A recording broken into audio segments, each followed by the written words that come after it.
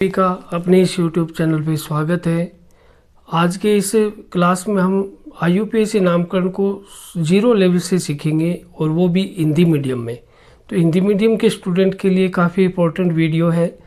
इस क्लास के माध्यम से जो जेट और नीट जैसे एग्ज़ाम की तैयारी कर रहे हैं वो भी कुछ न कुछ नया सीखेंगे।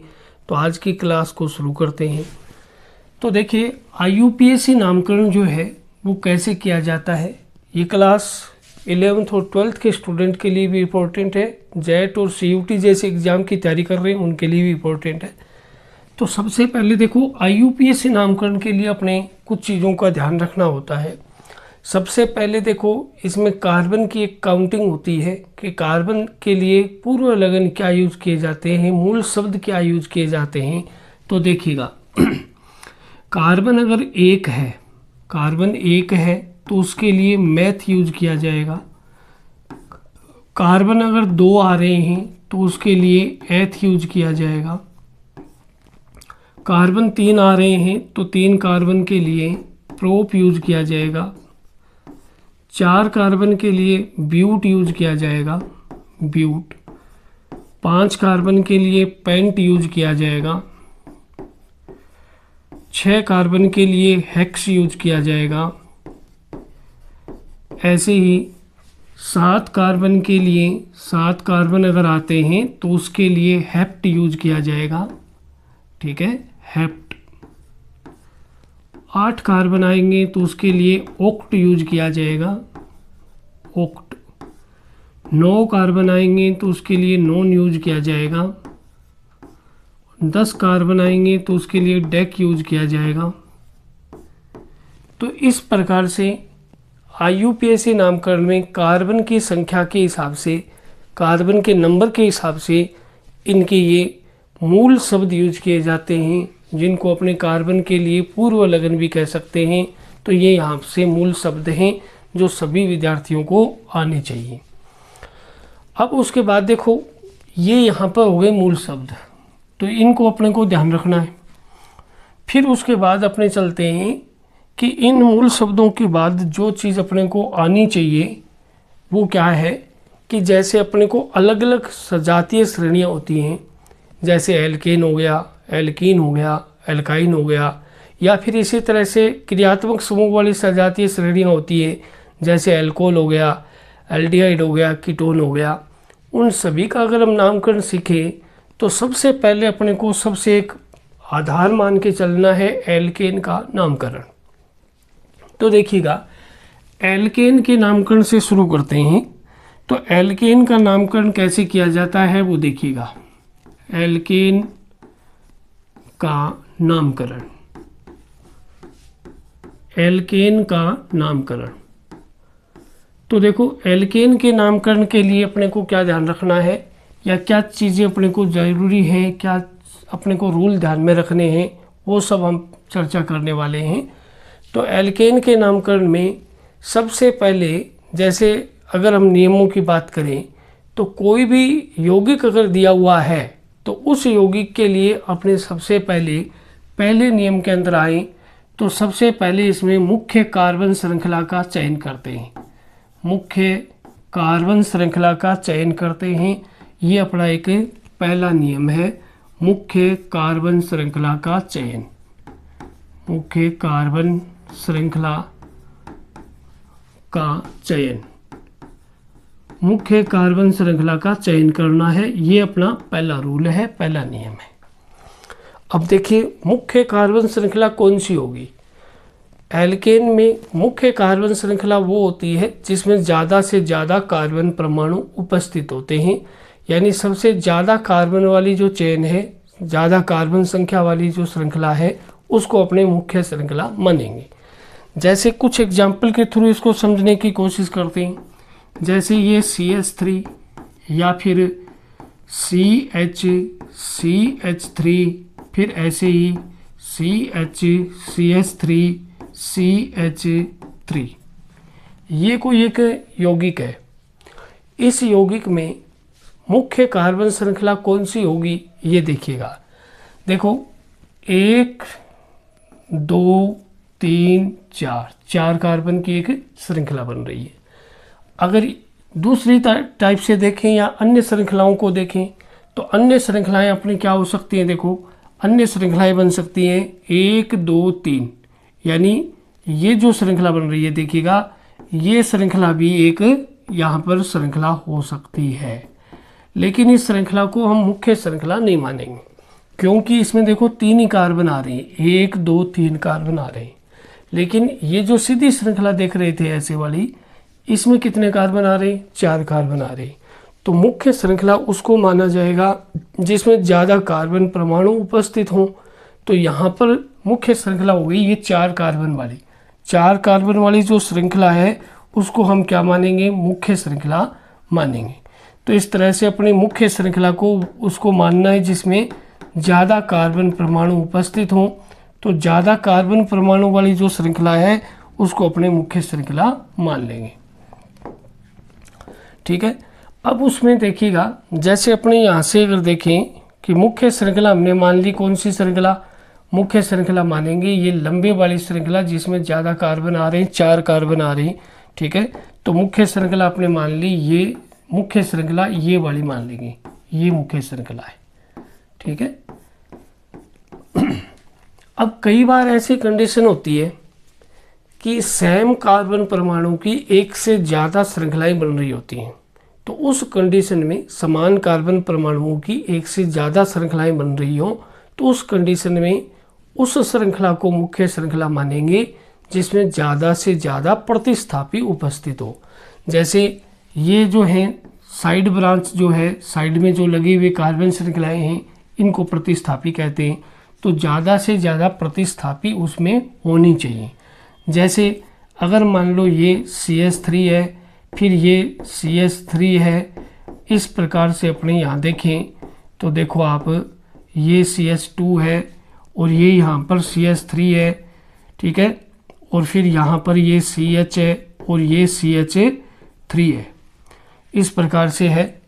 तो यहाँ अगर अपने देखें तो देखो 1 2 3 4 5, इधर भी हम 5 कार्बन की एक श्रृंखला बना सकते हैं। देखना, जैसे इधर एक श्रृंखला बनाएं, देखिएगा आप, अगर इसको अपने एक श्रृंखला बना दें, देखो ये रही।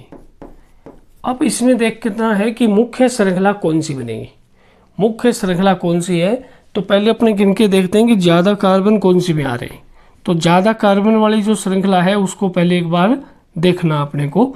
तो देखिएगा 1 2 3 4 5, एक तो ये आ रहा है, और एक ये देखो, एक ये रहा, 2 3 4 5, 5 कार्बन इस सीधी श्रृंखला में थे। देखो 1 2 3 4 5, 5 तो इस सीधी श्रृंखला में कार्बन है और 5 ही कार्बन इसमें 1 2 3 4 5। तो अब इन दोनों में मुख्य श्रृंखला कौन सी श्रृंखला को मानना है, तो उसमें ध्यान रखना है कि ज़्यादा से ज़्यादा प्रतिस्थापी जिस श्रृंखला में आ रहे हों उसको मुख्य श्रृंखला मानेंगे। तो देखो मुख्य श्रृंखला कौन सी को मानेंगे, जिसमें ज़्यादा से ज़्यादा प्रतिस्थापी आ रहे हो। तो यहाँ से आप देख रहे हैं, इसको आप देखिएगा कि मुख्य श्रृंखला उसको मानेंगे जिसमें ज़्यादा से ज़्यादा प्रतिस्थापी आ रहे हों, तो मुख्य श्रृंखला उसी को मान लेंगे। तो देखो अगर मान लो इसमें अपने ये श्रृंखला अगर मान के चलते हैं, देखना ध्यान से, ये श्रृंखला अगर मुख्य श्रृंखला मान लें, ये वाली श्रृंखला मुख्य श्रृंखला अगर मान लेते हैं, तो इसमें कितने प्रतिस्थापी आ गए, देखो इसमें केवल ये एक प्रतिस्थापी आया है, ठीक है। अब अपने दूसरी कंडीशन देखते हैं। दूसरी कंडीशन में क्या होगा कि जैसे इस श्रृंखला को मुख्य श्रृंखला न मान करके हम इस वाली श्रृंखला को मुख्य मान लें, ये वाली श्रृंखला है इसको हम मुख्य मान लें, तो इसमें देखो कितने प्रतिस्थापी आ गए। कार्बन तो पहले भी 5 थे, अब भी 5 है देखो, लेकिन इसमें अब अगर अपने देखेंगे तो इसके अंदर देखो कितने कार्बन आ रहे हैं, 1 2 3 4 5 आ रहे हैं। लेकिन इसमें देखो एक प्रतिस्थापी ये आ गया, एक प्रतिस्थापी ये आ गया, तो 2 प्रतिस्थापी आ गए। तो ज़्यादा प्रतिस्थापी वाली जो श्रृंखला है उसको अपने मुख्य श्रृंखला मानेंगे, तो ये मुख्य श्रृंखला हो गई। उसके बाद अपने को अगले पॉइंट पे जाना है। अगला जिसका नियम है वो है 2 नंबर हम लेते हैं, मुख्य कार्बन श्रृंखला का अंकन, मुख्य कार्बन श्रृंखला का अंकन, मुख्य कार्बन श्रृंखला का अंकन। जो भी मुख्य कार्बन श्रृंखला अभी हमने छांटी है उस मुख्य कार्बन श्रृंखला का अंकन करना है। तो देखिएगा, अगर मान लो ये अपने पास एक कार्बन श्रृंखला थी अभी जो अपने देखा है, तो ये इस प्रकार की अपने एक कार्बन श्रृंखला है। तो देखें ये कार्बन श्रृंखला है ऐसे। अब इस कार्बन श्रृंखला में हमने ये जो मुख्य कार्बन श्रृंखला कौन सी को माना था, ये जो सीधी श्रृंखला है इसको अपने मुख्य श्रृंखला माना है। अब उसके बाद अपने को क्या करनी है, इसकी नंबरिंग करनी है, इसके अंदर अंकन करना है। तो अंकन में कुछ चीज़ें अपने को ध्यान में रखनी है। सबसे पहले कि जो मुख्य श्रृंखला है उसका अंकन उस सिरे से करेंगे जहाँ से प्रतिस्थापी को कम से कम अंक मिल जाए। तो प्रतिस्थापी नज़दीक आना चाहिए। तो देखो यहाँ से अगर हम देखें तो 2 नंबर पर प्रतिस्थापी आ रहा है, यहाँ से अगर हम देखें तो 1 1 2 3 पे आ रहा है, 3 पर ये आ रहा है, इधर से देखें तो ये 2 पे आ रहा है। तो नंबरिंग वहाँ से करनी है जहाँ से प्रतिस्थापी को कम से कम अंक मिले। तो ये यहाँ पर क्या हो गया, ऐसे इसकी नंबरिंग हो जाएगी, ऐसे इसकी नंबरिंग हो जाएगी। तो इस तरह से हमने नंबरिंग कर दिया, प्रतिस्थापी को कम से कम अंक मिलना चाहिए। अब इसमें भी 1-2 चीज़ें ध्यान में रखने वाली हैं कि यदि दोनों साइड से प्रतिस्थापी समान स्थिति पर आ जाएं तो फिर उसकी नंबरिंग कैसे करें। अब जैसे इसमें तो हमने यहाँ से नंबरिंग कर दिया। अब मान लो कोई एक ऐसी श्रृंखला है जिसमें दोनों साइड से, दोनों तरफ से समान प्रतिस्थापी समान स्थिति पर आ रहे हैं। समान प्रतिस्थापी किस पे आ रहे हैं, समान स्थिति पर आ रहे हैं। तो फिर उसकी नंबरिंग कैसे की जाएगी। पहले तो देखो इस एग्जाम्पल को, इस एग्जाम्पल में देखिएगा ये सीधी श्रृंखला जो है वो मुख्य श्रृंखला है, मुख्य कार्बन श्रृंखला है। अब इसमें 1 2 3 4 5 6 कार्बन है। अब नंबरिंग यहाँ से करें या फिर यहाँ से करें, लेफ्ट साइड से नंबरिंग करें या फिर राइट साइड से नंबरिंग करें, ये अपने को समझना है, सोचना है। तो नंबरिंग वहाँ से करेंगे जहाँ से प्रतिस्थापी नज़दीक हो। तो इधर से हम देखेंगे तो प्रतिस्थापी कितने पर है, देखिएगा इधर से हम देखें तो प्रतिस्थापी आ रहा है 2 नंबर कार्बन पर। इधर से देखें तो भी 1 और 2 नंबर कार्बन पर प्रतिस्थापी आ रहा है। तो जब समान स्थितियों पर प्रतिस्थापी हैं तो हमें ये चेक करना है कि प्रतिस्थापी समान प्रकार के हैं या भिन्न भिन्न प्रकार के हैं। तो देखो CH3 आ रहा है, इधर भी CH3 आ रहा है, तो दोनों साइड से प्रतिस्थापी क्या हैं, समान स्थिति पर हैं। अब अपने को फिर अगली बात सोचनी है कि जब समान स्थिति पर प्रतिस्थापी हैं तो फिर अगले प्रतिस्थापी को कम से कम अंक मिले, ये हम चेक करेंगे। तो देखो अगला प्रतिस्थापी 1 2 3 पे आ रहा है, इधर से चेक करें तो 1 2 3 और ये 4 पे आ रहा है। तो इधर से चेक करने पर 1 2 3 पर प्रतिस्थापी आ गया अगला प्रतिस्थापी। पहला प्रतिस्थापी आया कितने पर, 2 पर। इससे अगला प्रतिस्थापी कितने पर आया, इससे अगला प्रतिस्थापी आ गया 3 पर। तो अपने उस प्रतिस्थापी को मुख्य मानेंगे, यानी उस सिरे से नंबरिंग करेंगे मुख्य श्रृंखला का जहाँ से अगले प्रतिस्थापी को कम से कम अंक मिले। तो यहाँ से हम नंबरिंग कर देंगे लेफ्ट साइड से ताकि अगला प्रतिस्थापी कम अंक पर आ जाए। अगर हम राइट साइड से नंबरिंग करते तो देखो आप प्रतिस्थापी कौन सी स्थिति पर आता।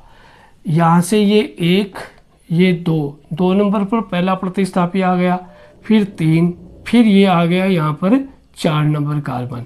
तो इधर राइट साइड से नंबरिंग करने पर पहला प्रतिस्थापी 2 पे आता, दूसरा आता 4 नंबर कार्बन पर। लेकिन लेफ्ट साइड से नंबरिंग करने पर पहला तो 2 पर आया, फिर अगला प्रतिस्थापी आ गया 3 पर। तो कम से कम अंक मिलना चाहिए अगले प्रतिस्थापी को, तो नंबरिंग हम कहाँ से करेंगे, जहाँ से अगले प्रतिस्थापी को कम से कम अंक मिल जाए। तो इस प्रकार से इधर से हम नंबरिंग करेंगे। तो देखिए इस यौगिक में नंबरिंग आपको समझ में आ गई होगी। अब अगर कोई ऐसी कंडीशन आ जाए कि दोनों साइड से समान प्रतिस्थापी नहीं है लेकिन भिन्न भिन्न प्रतिस्थापी समान स्थिति पर आ गए, तो फिर उसका नामकरण कैसे करेंगे, उसकी नंबरिंग कैसे करेंगे। तो देखिएगा, जैसे मान लो ये कोई एक श्रृंखला है, इस श्रृंखला में समान प्रतिस्थापी भिन्न भिन्न प्रतिस्थापी, समान नहीं भिन्न भिन्न प्रतिस्थापी समान स्थिति पर आ रहे हैं। तो देखिए उसमें नंबरिंग कैसे करेंगे। तो देखिए ये एक यौगिक है, ठीक है। इस यौगिक में कैसे नंबरिंग की जाएगी उसको देखिएगा। तो देखो यहाँ से अगर अपने नंबरिंग करें तो इसमें कैसे नंबरिंग करेंगे वो समझो आप। पहले तो ये देखो लेफ्ट साइड से अगर अपने देखें तो प्रतिस्थापी कितने नंबर कार्बन पे आ रहा है वो देखिएगा। ये 1, ये 2, ये 3, ये 4, ये 5, ये 6 कार्बन की ये श्रृंखला है। अब इस 6 कार्बन की श्रृंखला में देखो एक प्रतिस्थापी आ रहा है 3 नंबर कार्बन पर और एक प्रतिस्थापी आ रहा है 4 नंबर कार्बन पर। इधर से ये पहला प्रतिस्थापी देखें तो 3 नंबर कार्बन पर है, इधर से देखें तो 1, 2, 3 पर ये प्रतिस्थापी आ रहा है। तो दोनों साइड से प्रतिस्थापी समान स्थिति पर हैं लेकिन प्रतिस्थापी भिन्न भिन्न हैं, भिन्न भिन्न प्रकृति के हैं। तो इस कंडीशन में अपने को क्या करना है वो देखिएगा। देखो जब भिन्न भिन्न प्रतिस्थापी समान स्थितियों पर हों तो अपने को रूल ध्यान रखना है कि हम नंबरिंग उस साइड से करेंगे जहाँ से अंग्रेजी वर्णमाला में प्रतिस्थापी का नाम पहले आता है और उसको कम से कम अंक मिलता हो। तो देखो इधर से अगर हम देखें तो ये मैथिल आ रहा है इधर से 3 नंबर पर, इधर से ये देखें तो ये एथिल आ रहा है। तो ये मैथिल है प्रतिस्थापी के रूप में और ये यहाँ पर क्या है, एथिल है। तो अब इन दोनों में अपने को चेक करना है कि अंग्रेजी वर्णमाला क्रम में कौन सा पहले आता है। तो मैथिल की स्पेलिंग एम से शुरू होती है, एथिल की स्पेलिंग ई से शुरू होती है, इसको एथाइल कहते हैं। अब अपने को चेक करना है कि पहले कौन सा लिखा जाए, कौन सा अंग्रेजी वर्णमाला में पहले आता है। तो पहले आने वाला कौन है, इथाइल ग्रुप है, एथिल ग्रुप है। तो इसकी नंबरिंग पहले होनी चाहिए, इसको कम से कम अंक मिलना चाहिए। तो अपने जो भी श्रृंखला है उसमें यहाँ से राइट साइड से हम नंबरिंग कर देंगे। तो 1, 2, 3, 4, 5, 6 इस प्रकार से हम नंबरिंग करेंगे ताकि यहाँ से अल्फ़ाबेटिकली ऑर्डर में अंग्रेजी वर्णमाला क्रम में ये एथिल पहले आता है और इसी को कम अंक मिल रहा है। तो इसको यहाँ से हम नंबरिंग कर देंगे। फिर उसके बाद देखिएगा, पहला काम हो गया अपना मुख्य कार्बन श्रृंखला का चयन करना है, दूसरा काम हो गया मुख्य कार्बन श्रृंखला का अंकन करना है, तीसरा काम है यौगिक का नाम लिखना है। तो यौगिक का नाम कैसे लिखेंगे, उसके लिए क्या नियम ध्यान रखना है वो देखिएगा। तो देखो यौगिक का नाम लिखना, यौगिक का नाम लिखना। तो यौगिक का नाम कैसे लिखेंगे, ठीक है। तो यौगिक का नाम कैसे लिखेंगे उसको समझना है। सबसे पहले देखो जैसे कोई भी यौगिक का नाम लिखेंगे, जैसे ये कोई यौगिक है, सिंपल सा एक यौगिक देखते हैं। इस यौगिक का मान लो अपने को नाम लिखना है, इस यौगिक का IUPAC नाम लिखना है मान लो। तो इसका IUPAC नाम कैसे लिखेंगे, देखिएगा। IUPAC नाम लिखने के लिए अपने को एक सूत्र याद रखना है कि सबसे पहले हम लिखते हैं प्रतिस्थापी का नाम। प्रतिस्थापी का नाम है वो सबसे पहले लिखा जाएगा। उसके बाद में मुख्य कार्बन श्रृंखला, मुख्य कार्बन श्रृंखला, कार्बन श्रृंखला का मूल शब्द, मूल शब्द। अब देखो मूल शब्द क्या था, मुख्य कार्बन श्रृंखला का मूल शब्द क्या होता है। देखिए जैसे अपने बताया था, एक कार्बन के लिए मैथ, 2 कार्बन के लिए एथ, 3 के लिए प्रोप, ये सभी क्या है, मूल शब्द हैं। फिर उसके बाद अपने को लिखना होता है अनुलग्न, तो ये आ जाता है अनुलग्न। अब देखिएगा अपने जैसे यहाँ हम बात करते हैं एल्केन श्रेणी की, तो एल्केन श्रेणी के लिए जो अनुलग्न है वो होता है एन। एन है वो इस एल्केन श्रेणी का क्या है, अनुलग्न है। तो अपने को यहाँ एन ध्यान में रखना है। सबसे पहले हम नाम लिखेंगे तो प्रतिस्थापी का नाम लिखेंगे, लेकिन उससे पहले वो चीज़ें ध्यान में रखनी है कि सबसे बड़ी मुख्य कार्बन श्रृंखला, सबसे ज़्यादा कार्बन वाली जो कार्बन श्रृंखला है उसको मुख्य श्रृंखला के रूप में मानेंगे। तो मुख्य श्रृंखला कौन सी बनेगी, देखो 1 2 3 4 5, 1 2 3, तो 5 की मुख्य मान लेंगे, 3 वाले को मुख्य नहीं मानेंगे। तो यहाँ हम देखेंगे तो ये लंबी श्रृंखला है, ये मुख्य श्रृंखला हो गई। फिर इसमें नंबरिंग कहाँ से करें, तो नंबरिंग उस साइड से करेंगे जहाँ प्रतिस्थापी को कम से कम अंक मिल जाए। तो ये 1, ये 2, ये 3 या 4, ये 5, तो कुल मिलाकर के ये 5 कार्बन की मुख्य श्रृंखला है। अब इसमें 2 नंबर पर यहाँ पर ये प्रतिस्थापी आ गया। अब देखो प्रतिस्थापी का नाम कैसे लिखें, यहाँ हम देखा है कि प्रतिस्थापी का नाम सबसे पहले लिखना है, लेकिन प्रतिस्थापी का नाम लिखा कैसे जाता है। तो देखो ये जो प्रतिस्थापी है ये वास्तव में एक संयोजी मूलक होते हैं, एल्केन के एक संयोजी मूलक हैं ये, ठीक है। तो देखो जैसे मान लो अपने यहाँ देखें कि ये CH4 है, CH4 को हम क्या बोलते हैं, मीथेन। लेकिन इससे अगर एक हाइड्रोजन को रिमूव कर देंगे, एक हाइड्रोजन को हटा देंगे, तो ये संरचना बनेगी। इस संरचना का नाम क्या रहेगा, देखो इस संरचना को बोलते हैं मैथिल। यानी मेथेन से एक हाइड्रोजन को हटाया तो उसका जो एक संयोजी मूलक बना, ये इस एक संयोजी मूलक का नाम क्या है, मैथिल है। तो इस प्रकार से ये एक संयोजी मूलक बनता है। तो मेथेन से बन गया मैथिल, एथेन से एथिल, प्रोपेन से प्रोपिल, ब्यूटेन से ब्यूटिल, ये सभी क्या हैं, एक संयोजी मूलक हैं एल्केन के, और उनको हम यहाँ प्रतिस्थापी के रूप में प्रयोग करेंगे। तो देखें जैसे ये क्या था, यहाँ पर मैथिल है, कितने नंबर कार्बन पर है, 2 पर है। तो जब प्रतिस्थापी का नाम लिखेंगे तो उसकी स्थिति के साथ उसका नाम लिखा जाएगा। तो देखो इसकी स्थिति क्या है, 2 नंबर कार्बन पर है, कौन है, मैथिल है। तो ये इसके प्रतिस्थापी का नाम बन गया 2 मैथिल।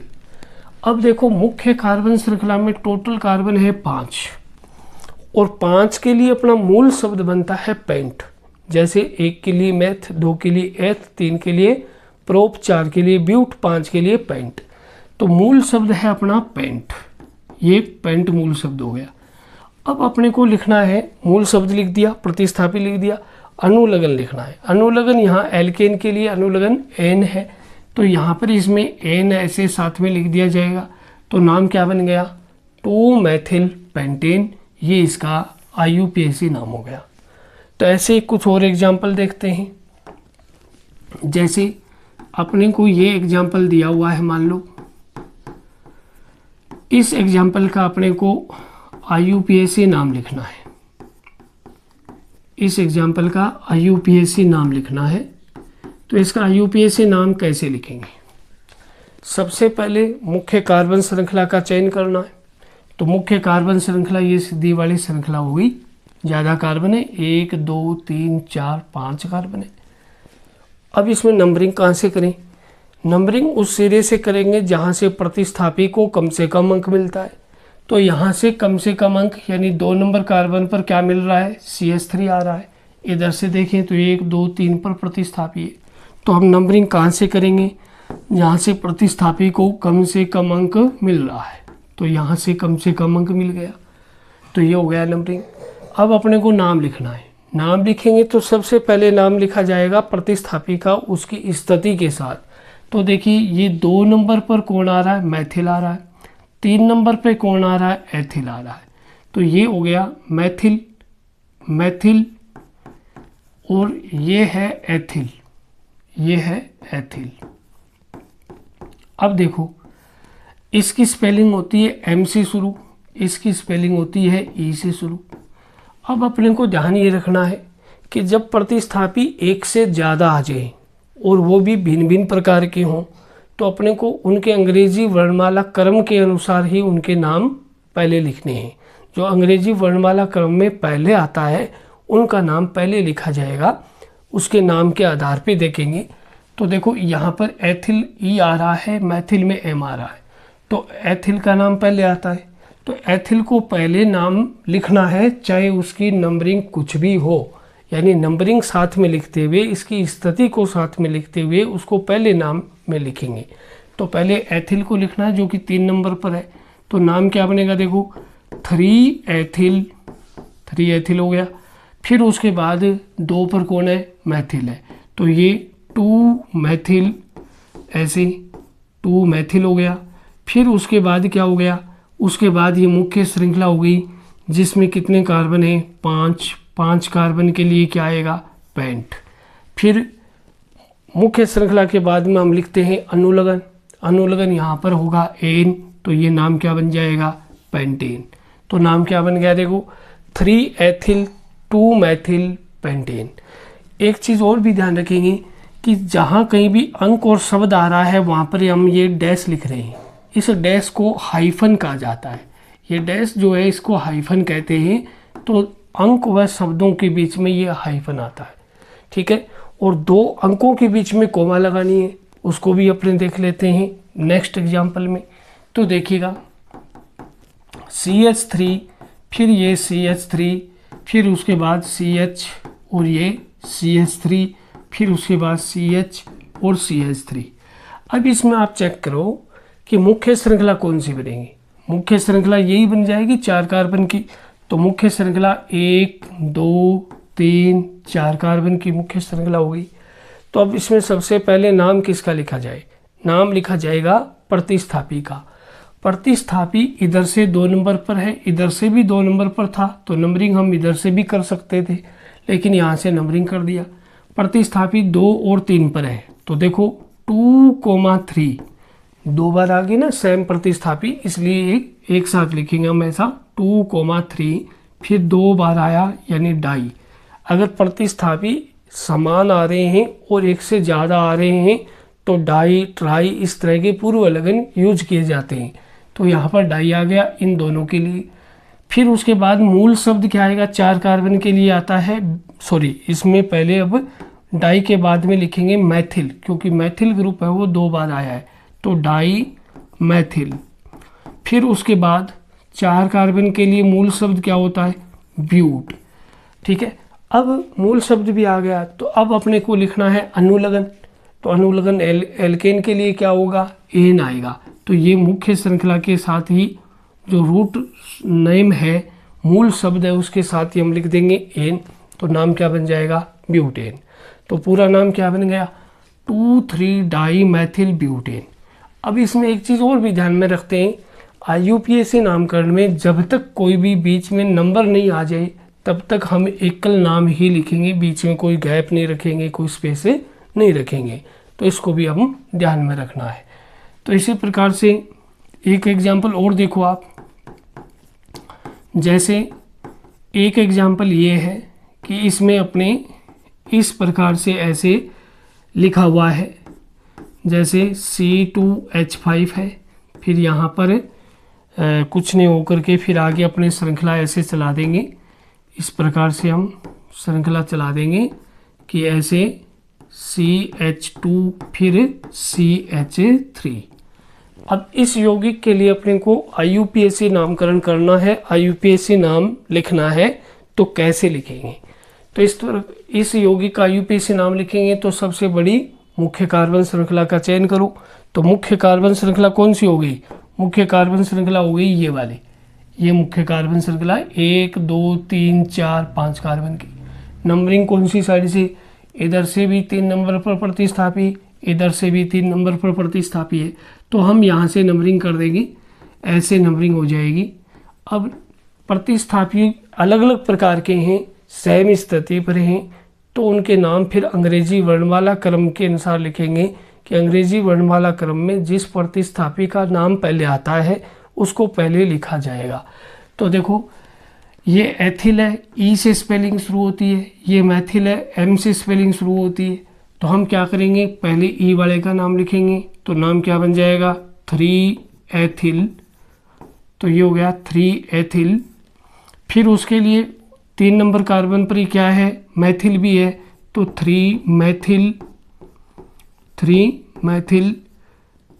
फिर उसके बाद मुख्य श्रृंखला कितने कार्बन की है, 5 कार्बन की है, तो 5 के लिए मूल शब्द क्या रहता है, पेंट। और एल्केन का अनुलग्न क्या होता है, एल्केन का अनुलग्न होता है एन। तो ये नाम क्या बन गया, देखो 3 ethyl 3 Maithil pentane, 3 ethyl 3 Maithil pentane. तो इस प्रकार से एल्केन का IUPAC नामकरण किया जाता है। और ये सभी एग्जाम्पल आपको समझ में आए होंगे, सभी नियम आपको समझ में आए होंगे। तो इस तरह से अपने IUPAC नामकरण की आप प्रैक्टिस करेंगे। जो भी आपकी NCERT बुक में एग्जाम्पल गिवन है उनकी भी प्रैक्टिस कर लेंगे। वीडियो अच्छा लगा हो तो लाइक करें, शेयर करें, कमेंट करें, और चैनल पर नए हो तो चैनल को सब्सक्राइब करें। Thank you.